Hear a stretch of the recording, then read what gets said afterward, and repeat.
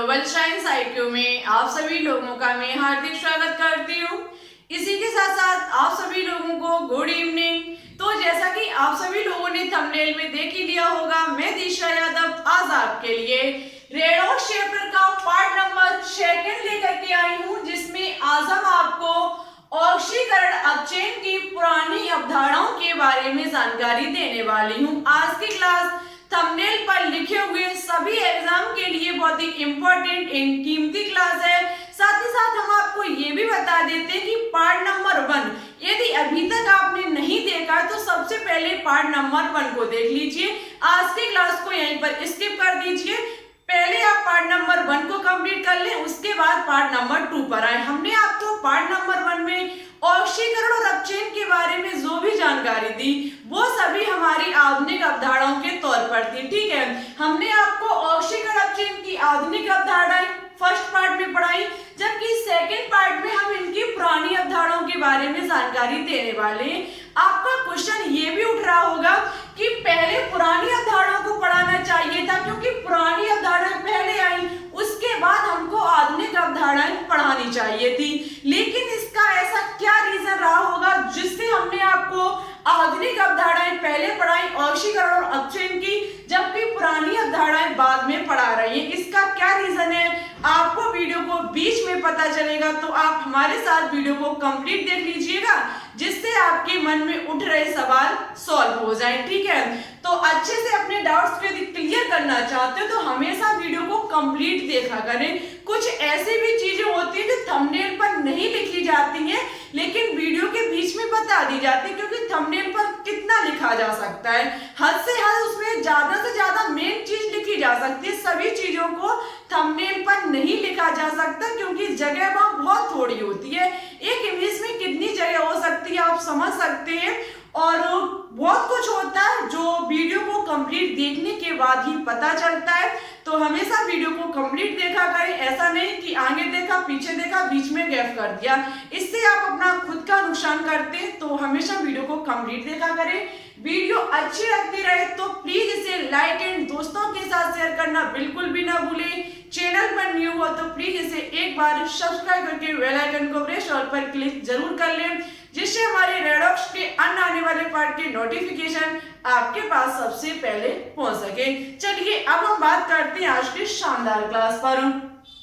देखो स्टूडेंट्स, हमने आपको पिछली क्लास में पार्ट नंबर 1 में सबसे पहले जानकारी दी थी कि रेडॉक्स है क्या। तो हमने आपसे कहा था कि रेडॉक्स जो होता है वो रिडक्शन और ऑक्सीडेशन से मिलकर के बना होता है। अपचयन और ऑक्सीकरण से मिलकर के बना हुआ जो कुछ भी होता है वो रेडॉक्स कहलाता है। कहने का मतलब है ऑक्सीकरण और अपचयन की क्रिया को यदि हम एक साथ लिख दें तो हम उस चीज को पढ़ेंगे रेडॉक्स। ठीक है, रेडॉक्स पढ़ेंगे। उसके बाद मैंने आपसे कहा कि ऑक्सीकरण इलेक्ट्रॉन को दान करना और अपचयन इलेक्ट्रॉन को ग्रहण करना। ऑक्सीकरण में आपसे हमने कहा था कि ऑक्सीकरण संख्या में वृद्धि होती है, जबकि यहाँ पर क्या था, अपचयन में ऑक्सीकरण संख्या में कमी आ रही थी। इसी चीज को लेकर के चलेंगे तभी आपको पुरानी अवधारणाएं समझ में आएंगी। कैसे, तो रीजन आगे देखने को मिलेगा। देखो हम बात करेंगे ऑक्सीकरण, वो भी पुरानी अवधारणाओं को लेकर के। ऑक्सीकरण नई अवधारणा हम आपको बता चुके हैं। इलेक्ट्रॉनों का दान करना, ऑक्सीकरण संख्या में वृद्धि, ऑक्सीकरण कहलाता है। जबकि ऑक्सीकरण पुरानी अवधारणाओं के तौर पर देखा जाए तो कहा जाता है कि किसी पदार्थ की ऑक्सीजन या फिर विद्युत ऋणात्मक तत्व से क्रिया अथवा H2 का मतलब हाइड्रोजन गैस या विद्युत धनात्मक तत्व को मुक्त करना ऑक्सीकरण कहलाता है। पॉइंट को बहुत बारीकी से पकड़ना, लिखा हुआ है कि किसी पदार्थ से ऑक्सीजन या फिर विद्युत ऋणात्मक तत्व से क्रिया, किसी भी पदार्थ की या तो ऑक्सीजन से क्रिया की जाए या फिर किसी विद्युत ऋणात्मक तत्व से क्रिया की जाए, अथवा हम कह सकते हैं हाइड्रोजन गैस का निकलना या फिर विद्युत धनात्मक तत्व का निकलना ही हमारा ऑक्सीकरण कहलाता है। कैसे, तो चलिए हम समझ सकते हैं। जैसे कि एग्जांपल के तौर पर हमारा जेड है, और एक साथ बात बता देते हैं आपको, यदि आपको पीडीएफ चाहिए तो हमारे टेलीग्राम चैनल को आज ही ज्वाइन कर लीजिए, जिसकी लिंक आपको नीचे डिस्क्रिप्शन में मिल जाएगी। उस पर क्लिक करके हमारे टेलीग्राम चैनल को ज्वाइन कर लीजिए। लीजिए, वहां पर आपको सभी वीडियो की पीडीएफ एक इमेज के रूप में मिलती रहती है, ठीक है। और वहां पर और कुछ भी होता है तो हम वहां डाल देते हैं। तो टेलीग्राम चैनल को ज्वाइन करना बहुत अति आवश्यक है, तो उसे एक बार ज्वाइन जरूर करें। देखो यहाँ पर हम क्या बात कर रहे हैं, ऑक्सीकरण के एग्जाम्पल की। जैसे कि Zn करेगा O2 के साथ क्रिया, क्योंकि मैंने क्या आपसे बोला कि ऑक्सीजन से क्रिया या फिर किसी विद्युतात्मक तत्व से क्रिया ही हमारा ऑक्सीकरण कहलाता है, या फिर हाइड्रोजन गैस का मुक्त होना या फिर किसी विद्युतात्मक तत्व का मुक्त होना ही ऑक्सीकरण कहलाता है। जैसे कि जिंक हमारा एक पदार्थ है जो क्रिया कर रहा है O2 के साथ, मींस ऑक्सीजन के साथ। जब ये ऑक्सीजन के साथ क्रिया करेगा तो ZnO बनेगा, रिएक्शन को संतुलित भी कर दीजिएगा, ठीक है। ये बनके तैयार होगा। अब पॉइंट उठता है कि यहाँ पर किसका ऑक्सीकरण हुआ। एक बात और याद रखना, यदि किसी भी रिएक्शन में ऑक्सीकरण हो रहा है तो दूसरे तत्व का अपचयन हर हाल में होगा। एक का ऑक्सीकरण होता है तो दूसरे का अपचयन होता है, तभी कहा जाता है रेडॉक्स। कोई भी रिएक्शन कब रेडॉक्स कही जाएगी, जब उसमें ऑक्सीकरण और अपचयन दोनों हो रहे हों। जैसे कि यहाँ पर आप देख सकते हैं कि Zn ने O2 के साथ क्रिया की, क्या बनाया ZnO, मींस इस Zn ने ऑक्सीजन के साथ क्रिया की, तो हम कह सकते हैं जिंक का यहाँ पर ऑक्सीकरण हुआ है। जिंक का यहाँ पर ऑक्सीकरण हुआ है। और जब कोई पदार्थ ऑक्सीजन के साथ क्रिया करता है तो उसका क्या होता है, उसका ही ऑक्सीकरण होता है। यही बात लिखी हुई है कि ऑक्सीजन या फिर विद्युतात्मक तत्व के साथ क्रिया करना ही ऑक्सीकरण कहलाता है। अब विद्युतात्मक तत्व की बात की जाए तो हम कह सकते हैं कि जब हमारा ZnCl2 के साथ क्रिया करता है, आपको पता है क्लोरीन एक विद्युतात्मक तत्व है। जब क्लोरीन विद्युतात्मक तत्व के साथ क्रिया करती है तो बनाती है ZnCl2। ZnCl2 का निर्माण होता है। हम कह सकते हैं यहाँ पर हमारा जिंक का क्या हो रहा है, ऑक्सीकरण हो रहा है, क्योंकि जिंक ही क्लोरीन यानी कि विद्युतात्मक तत्व के साथ क्रिया कर रही है। और कह सकते हैं किसी हाइड्रोजन गैस का मुक्त होना। कैसे हाइड्रोजन गैस का, जैसे कि H2S, ये हमारा हाइड्रोजन सल्फाइड जो होगा जब ब्रोमीन के साथ क्रिया करता है, जब ये ब्रोमीन के साथ क्रिया करता है तो स्टूडेंट्स क्या होता है कि यहाँ पर ये जो हाइड्रोजन होती है, ये जो हाइड्रोजन होती है वो S से मुक्त हो जाती है। ये जो हमारी हाइड्रोजन होती है वो S से मुक्त हो जाती है। जब ये S से मुक्त होती है और जुड़ जाती है Br के साथ, मींस ये अपने आप को सल्फर से मुक्त कर लेता है। हाइड्रोजन गैस यहाँ से बाहर निकलती है, किससे, इससे, और जिससे निकल रही है उसी का ऑक्सीकरण होता है। सल्फर हमारा अलग हो जाएगा और इस H2S से हाइड्रोजन गैस बाहर निकल करके HBr साथ रिएक्शन कर लेगी और हमारा सल्फर जो होगा वो अलग हो जाएगा। मींस सल्फर का यहाँ पर ऑक्सीकरण हो रहा है। हाइड्रोजन गैस का मुक्त होना या फिर हम कह सकते हैं किसी विद्युतात्मक तत्व का मुक्त होना ऑक्सीकरण कहलाता है। और यदि हम इसे समझना चाहें, इतनी बात आप किसके तौर पर सीखे, पुरानी अवधारणाओं के तौर पर, लेकिन यदि इसे आधुनिक अवधारणाओं के तौर पर यदि समझा जाए, सीखा जाए तो सबसे आसान तरीका है। वैसे हम एक अपने मन में या फिर दिमाग में क्वेश्चन चला सकते हैं कि जब पहले पुरानी अवधारणाएं बन चुकी थी तो ऐसा क्या जरूरी था जो नई अवधारणाओं को लाना पड़ा। तो इसका रीजन क्या होता है आप समझते हैं। इसका रीजन ये होता है कि वैज्ञानिक सोचते हैं कुछ ऐसा किया जाए जो पहले से आसान हो जाए। देखो हमेशा वैज्ञानिक हमेशा खोज करने में लगे ही रहते हैं। जो आपके पीएचडी लोग करते हैं वो खोज करने में लगे ही रहते हैं। वो सोचते हैं कि हमारा कैसे साइंस में नाम हो। उन्होंने थोड़ा सा भी कुछ उसमें कमी निकाल दी, तुरंत उन्होंने एक बुक का उन्होंने पैराग्राफ बना दिया, बस उनका वैज्ञानिक में कहने का मतलब साइंस में नाम हो गया। तो ऐसा ही होता है, अलग अलग वैज्ञानिक अलग अलग तरीके से प्रयोग करते और सही साबित करते अपने आप को कि हाँ देखो इस चीज को ऐसे कहा जा सकता है। तभी स्टूडेंट्स पुरानी अवधारणाएं और नई अवधारणाओं को बोला जाता है। अब उन्होंने इस चीज को कैसे प्रूफ किया कि हाँ जो हमारी पुरानी अवधारणाएं हैं वो हमारी नई अवधारणाओं के तौर पर ही समझी जा सकती हैं। तो देखना प्रूफ हम आपको साबित करके दिखाते हैं कैसे नई आधुनिक अवधारणाएं जो है वो वैज्ञानिकों ने पुरानी अवधारणाओं से निकाला और कैसे साबित किया कि हम जो कह रहे हैं वो सही है। तो चलो हम आपको प्रूफ करके दिखाते हैं।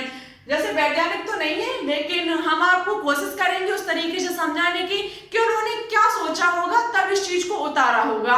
देखो स्टूडेंट्स, आप समझ सकते हैं कि यहाँ पर जिंक की जो ऑक्सीकरण संख्या है वो 0 है। हमारे साथ समझने का प्रयास कीजिएगा। यहाँ पर आप समझ सकते हैं जिंक की ऑक्सीकरण संख्या जो है वो 0 है, क्योंकि मैंने आपसे बोला था कोई भी तत्व यदि अकेला लिखा हुआ है और अकेला लिखा हुआ है तो उसकी ऑक्सीकरण संख्या 0 होगी, क्योंकि ऑक्सीकरण संख्या का मतलब होता है किसी भी एलिमेंट्स पे रखा हुआ चार्ज ही उसका ऑक्सीकरण संख्या कहलाती है। 0 है, चलिए कोई बात नहीं, ऑक्सीजन की ऑक्सीकरण संख्या भी यहाँ पर 0 है। लेकिन ZnO में देखी जाए तो हमारी जिंक की ऑक्सीकरण संख्या +2 है, ऑक्सीजन की ऑक्सीकरण संख्या -2 है। समझ लीजिएगा बहुत ध्यान से, जिंक की ऑक्सीकरण संख्या 0 है, ऑक्सीजन की ऑक्सीकरण संख्या 0 है, जबकि Zn की ऑक्सीकरण संख्या +2 और ऑक्सीजन की ऑक्सीकरण संख्या -2 है। कोई भी एलिमेंट्स तभी बनता है जब उसके चार्ज का क्रॉस किया जाता है। चार्ज के क्रॉस से ही किसी भी फॉर्मूले का निर्माण होता है। शायद ये चीज हमने आपको नहीं बताई लेकिन किसी दिन बता देंगे। इतना याद रखना कि यदि यहाँ पर ZnO का निर्माण हुआ है तो Zn पर उपस्थित 2- चार्ज इस Zn पर आएगा और इस Zn का चार्ज इस पर जाएगा जो 2+ होगा। आपस में 2+ और 2- कट जाएंगे, हमारा ओनली बचेगा ZnO। ठीक है, तो आप समझ सकते हैं कि इस पर +2 इस पर -2। स्टूडेंट्स, यहाँ पर जिनकी की ऑक्सीकरण संख्या 0, यहाँ पर कितनी हो गई +2, मींस ऑक्सीकरण संख्या में वृद्धि हुई है। ऑक्सीकरण संख्या में यदि वृद्धि हुई है तो हमारा क्या होगा, जिंक का ऑक्सीकरण। यहाँ पर 0 से +2 हो गई। हम तुरंत कह सकते हैं कि जब ऑक्सीकरण संख्या में वृद्धि हुई है तो इसका क्या हुआ है, ऑक्सीकरण हुआ है। ठीक है, और यदि बात की जाए ऑक्सीजन की ऑक्सीकरण संख्या यहाँ पर 0 है, यहाँ पर जाकर के -2 हो गई, मींस 0 से भी कम हो गई। ऑक्सीजन की यहाँ पर बात की जाए तो ऑक्सीजन का यहाँ पर अपचयन हुआ है। अब आप 100% आपके सामने हमने प्रूफ साबित किया कि आधुनिक अवधारणाएं जो है वो पुरानी अवधारणाओं से ही आई हैं, लेकिन तरीका ओनली चेंज है। अब आप बताइए क्या पुरानी अवधारणाएं यहाँ पर आधुनिक अवधारणाएं क्या यहाँ पर हमने सिद्ध की या नहीं की? कमेंट बॉक्स में कमेंट करके जरूर बताना कि आपको ये चीज कैसी लगी।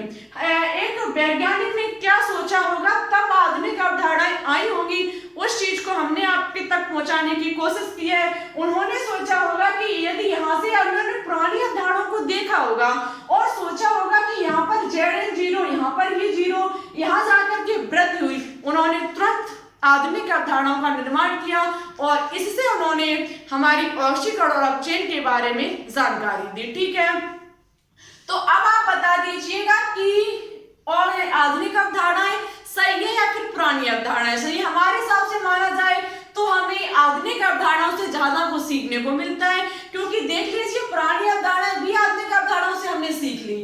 ठीक है, और यहाँ पर देखा जाए जिंक की ऑक्सीकरण संख्या 0 है और Cl की भी 0 है, जबकि यहाँ पर जाकर के इसकी हो गई 2+, इसकी हो गई 2-, मींस ऑक्सीकरण संख्या में वृद्धि हुई है और जिंक की ऑक्सीकरण संख्या में वृद्धि हुई, यदि इसलिए जिंक का ऑक्सीकरण हो रहा है और क्लोरीन का यहाँ पर अपचयन हो रहा है। इस चीज को भी हम समझ सकते हैं। और H2 और S की बात की जाए तो यहाँ पर इसकी 2- है, इसकी 2+ है, जबकि यहाँ पर जाकर के हाइड्रोजन की प्लस की मार रह गई, मींस कमी आई है।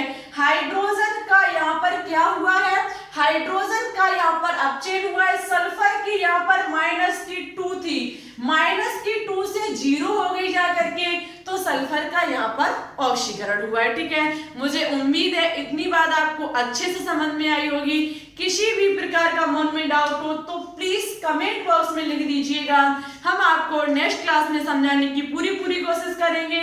अब स्टूडेंट्स चलिए हम बात करते हैं किस पर, अपचयन पर। ले लीजिए स्क्रीनशॉट। मौसम बहुत ज्यादा खराब होने के कारण हम इस पुरानी अवधारणा को औषिक और अपचयन के बाद समाप्त करेंगे। वैसे और भी हम एक्स्ट्रा पढ़ाने की कोशिश करते हैं, लेकिन मौसम बहुत ज्यादा खराब होने के कारण यहाँ पर बारिश की आवाज आएगी, इसलिए हम आपको अपचयन और बताएंगे। उसके बाद नेक्स्ट क्लास में और अच्छा कराने की कोशिश करेंगे। वैसे पुरानी अवधारणाएं आपकी बिल्कुल अच्छे से हम क्लियर करेंगे, तभी वीडियो को फिनिश करेंगे।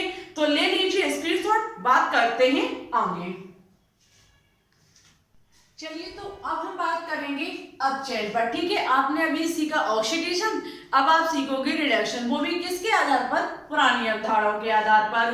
देखो लिखा हुआ है किसी पदार्थ की H2 या फिर विद्युत धनात्मक तत्व से क्रिया तथा ऑक्सीजन मुक्त करना या फिर विद्युत ऋणात्मक तत्व को मुक्त करना ही अपचयन कहलाता है। देखो ठीक विपरीत है किसका, ऑक्सीकरण का। ऑक्सीकरण में क्या हो रहा था कि वहां पर ऑक्सीजन से क्रिया और विद्युत ऋणात्मक तत्व से क्रिया हो रही थी, और वहां पर हाइड्रोजन गैस विद्युत ऋणात्मक तत्व को मुक्त करना हो रहा था। जबकि यहाँ पर क्या है कि विद्युत ऋणात्मक तत्व और हाइड्रोजन गैस के साथ क्रिया की जाएगी और किसी विद्युत ऋणात्मक तत्व या फिर ऑक्सीजन को मुक्त करना ही हमारा अपचयन कहलाता है। देखो वैसे मैंने कोशिश की है इस रेडॉक्स चैप्टर को आपको बहुत अच्छा कराने की, क्योंकि इससे बहुत सारे क्वेश्चन एग्जाम में पूछे जाते हैं और पूछे भी गए हैं। प्रीवियस ईयर पूछे हुए क्वेश्चन भी हम आपके लिए लेकर के आएंगे। वैसे 500 क्वेश्चन की सीरीज तो आपकी फिनिश है, बस एक क्लास और लास्ट बची हुई जो हम आपको कल अपलोड कर देंगे। ठीक है, लगभग हम उसमें 15 क्वेश्चंस लेकर के आएंगे और आपकी क्लास को हम फिनिश करेंगे। क्वेश्चंस 500 से भी ज्यादा करा दिए, लगभग उसमें 5-6 क्वेश्चंस रह गए, लेकिन फिर भी हम एक्स्ट्रा में आपको क्वेश्चंस करा देंगे कल की क्लास में और आपकी 500 क्वेश्चंस की सीरीज कंप्लीट होगी। अब हम आपके लिए लेकर के आएंगे चैप्टर वाइज क्वेश्चन। ठीक है, तो आप चैप्टर वाइज क्वेश्चन में हम वही चैप्टर लेकर के आएंगे जो हमने आपको इस बोर्ड पर पढ़ाया है। जो भी हमने आपको पढ़ाया है, जो भी हमारी प्लेलिस्ट में टॉपिक डले हुए हैं, उन्हीं से संबंधित हम क्वेश्चंस लेकर के आएंगे। और आपकी इनऑर्गेनिक केमिस्ट्री तो फिनिश ही है, ये सबसे इंपॉर्टेंट चैप्टर रह गया। और एक और है रासायनिक बलगति, उसको भी हम जल्द ही फिनिश करा देंगे और आपके सभी चैप्टरों की अच्छे से टेस्ट होंगे, मॉक टेस्ट होंगे और आपकी इस प्रकार से कंप्लीट होगी सीपी नेट एग्जाम की 2021 की तैयारी। ठीक है, जब तक एग्जाम नहीं होगा हम लगातार आपके साथ बने रहेंगे, आपके साथ हर एक चीज का हम आपका साथ देंगे। सभी पॉइंट को, केमिस्ट्री से बनने वाली हर एक चीज को अंत तक समझाते रहेंगे जब तक आपका एग्जाम नहीं हो जाएगा। ठीक है, तो ओनली आप हमारे ऊपर विश्वास रखें, धैर्य बनाकर रखें, एग्जाम आने तक हम सभी चीज को कंप्लीट करा देंगे। ठीक है, तो फिर देखो अब बात करेंगे अपचयन पर, बहुत इंपॉर्टेंट चैप्टर है ये। तो मैंने अभी कहा कि विद्युत ऋणात्मक तत्व या फिर हाइड्रोजन गैस के साथ क्रिया, जैसे कि मान लीजिए कोई पदार्थ हमारा है, जैसे कि हमारी N2 गैस ही है, यदि ये करेगी हाइड्रोजन गैस के साथ क्रिया, यदि ये करेगी हाइड्रोजन गैस के साथ क्रिया, तो ये क्या बना लेगी, NH3 अमोनिया का निर्माण कर लेगी। बनाएगी कौन, नाइट्रोजन। नाइट्रोजन जब हाइड्रोजन गैस के साथ क्रिया करेगी, अमोनिया का निर्माण करेगी, हम कह सकते हैं कि नाइट्रोजन गैस का यहाँ पर अपचयन हो रहा है। कैसे हो रहा है, तो ये हम प्रूफ करेंगे आधुनिक अवधारणाओं के तौर पर। देखो पुरानी अवधारणाओं में इस चीज को प्रूफ करना नामुमकिन काम था। हम कैसे कह सकते थे गारंटी के साथ, बेशक इसने हाइड्रोजन गैस के साथ क्रिया की, लेकिन हमारे पास वो प्रूफ नहीं था जो हमें स्टूडेंट्स को देना चाहिए। कुछ ऐसा होना चाहिए जिससे स्टूडेंट्स के माइंड में अच्छे से फिट बैठ जाए। तो वो सब कुछ आप सीखोगे किसके आधार पर, आधुनिक अवधारणाओं के आधार पर। तो इसलिए हमने आपको पहले आधुनिक अवधारणाएं पढ़ाई। इसका रीजन अब आपको अच्छे से पता चल गया होगा कि हमने आधुनिक अवधारणाएं पहले क्यों पढ़ाई। इसका रीजन यही रहा है कि यदि हम पुरानी अवधारणाओं को पहले पढ़ाते तो हम इस चीज से आपको नहीं सिखा पाते कि ऑक्सीकरण संख्या में वृद्धि हो रही है या फिर ऑक्सीकरण संख्या में कमी हो रही है, इसलिए ऑक्सीकरण और अपचयन हो रहा है। तो यहाँ से आपकी दो चीजें अच्छे से क्लियर होती है, तो पुरानी अवधारणाएं, साथ ही साथ आपकी आधुनिक अवधारणाएं। ठीक है, तो इसलिए इसका रीजन रहा बाद में लाने का। और हम कह सकते सकते हैं जैसे कि किसी विद्युत धनात्मक तत्व से क्रिया, किसी विद्युत धनात्मक तत्व से क्रिया की बात की जाए तो कह सकते हैं हम, देखो एक तो मेरी हाइड्रोजन के साथ क्रिया हो गई, और हम कह सकते हैं यहाँ पर H2S, ये हमारी हाइड्रोजन गैस जब क्लोरीन के साथ क्रिया करती, ये हाइड्रोजन गैस जब क्लोरीन के साथ यहाँ पर हमारी क्रिया होगी तो यहाँ पर Cl का क्या होगा, अपचयन होगा। Cl का यहाँ पर अपचयन कैसे होगा तो देख लीजिएगा, यहाँ पर HCl, यहाँ पर HCl बनेगा और वो सल्फर जो होगी वो बाहर निकलेगी। यहाँ पर इस हाइड्रोजन गैस ने इसके साथ क्रिया की है, इस हाइड्रोजन गैस मुक्त होकर के इसने इसके साथ क्रिया की है, मींस यहाँ पर हम कह सकते हैं कि Cl का क्या हुआ है, Cl का अपचयन हुआ है। कैसे हुआ है तो चलिए देख लीजिए, नाइट्रोजन की यहाँ पर ऑक्सीकरण संख्या 0, हाइड्रोजन की भी यहाँ पर ऑक्सीकरण संख्या 0, जबकि यहाँ पर बात की जाए तो यहाँ पर क्या हुआ कि नाइट्रोजन की ऑक्सीकरण संख्या हो गई -3, यहाँ पर 0 थी, यहाँ पर भी 0 थी, यहाँ पर जाकर के नाइट्रोजन की ऑक्सीकरण संख्या हो गई -3, जबकि हाइड्रोजन की हो गई +3। कितनी हो गई +3, इसकी -3, इसकी +3, 0 से -3 हुई है, मींस ऑक्सीकरण संख्या में कमी आई है। जब ऑक्सीकरण संख्या में कमी आएगी तो नाइट्रोजन का यहाँ पर क्या होगा, अपचयन होगा, ठीक है, और हाइड्रोजन का यहाँ पर ऑक्सीकरण होगा। यहाँ हाइड्रोजन 0 थी और यहाँ पर जाकर के +3 हो गई, ठीक है। यहाँ पर बात की जाए तो यहाँ पर हाइड्रोजन जो थी वो +2 थी और ये हमारा ये जो है वो हमारी +2, ये -2, ये हमारी 0 है। जब ये यहाँ पर 0 है और यहाँ पर जाके हाइड्रोजन +की बन हो जाएगी और क्लोरीन जो होगी वो -की भी बन हो जाएगी, ये +की बन हो जाएगी, ये -की बन हो जाएगी। 0 से जब ये की बन हो गई तो हमारी क्लोरीन का क्या हो जाएगा, क्लोरीन का अपचयन हो जाएगा, ठीक है। और भी हम इसके एग्जांपल ले सकते हैं, जैसे कि हम कह सकते हैं जब ZnO जिंक ऑक्साइड कार्बाइड के साथ क्रिया करता है, जब ये कार्बन के साथ क्रिया करता है तो बनाता है CO+Zn। आप कह सकते हैं इस जिंक ऑक्साइड से ऑक्सीजन मुक्त हुई है, इस जिंक ऑक्साइड से जब ऑक्सीजन मुक्त हुई है तो यहाँ पर जिंक का क्या हुआ है, जिंक ऑक्साइड से जिंक का हुआ है अपचयन, जिंक ऑक्साइड से जिंक का यहाँ पर हुआ है अपचयन।